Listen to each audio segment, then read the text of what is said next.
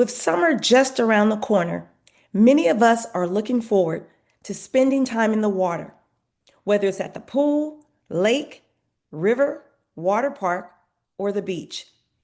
But before you jump in, let's take a moment to talk about water safety.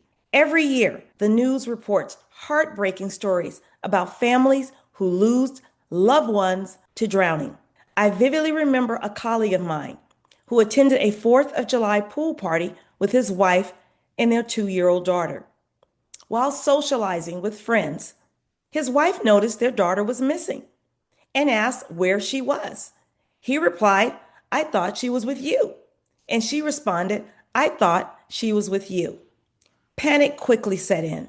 The parents began searching frantically. Soon, everyone at the party joined the search. About 5 minutes later, a neighbor's 12-year-old daughter spotted a small body at the bottom of the pool. She immediately dove in, but it was too late. The child had drowned.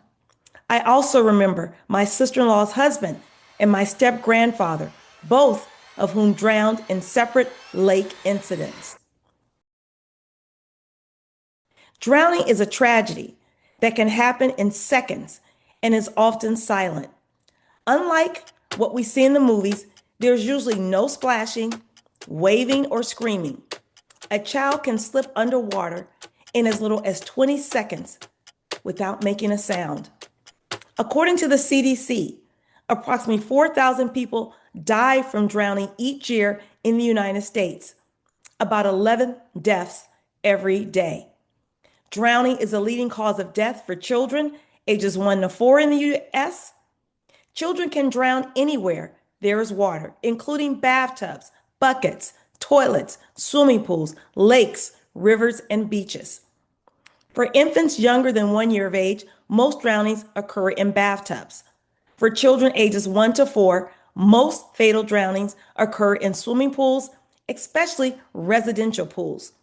The good news is that many drowning tragedies are preventable. Join me next week as we discuss who is most at risk for drowning and why certain groups are disproportionately affected.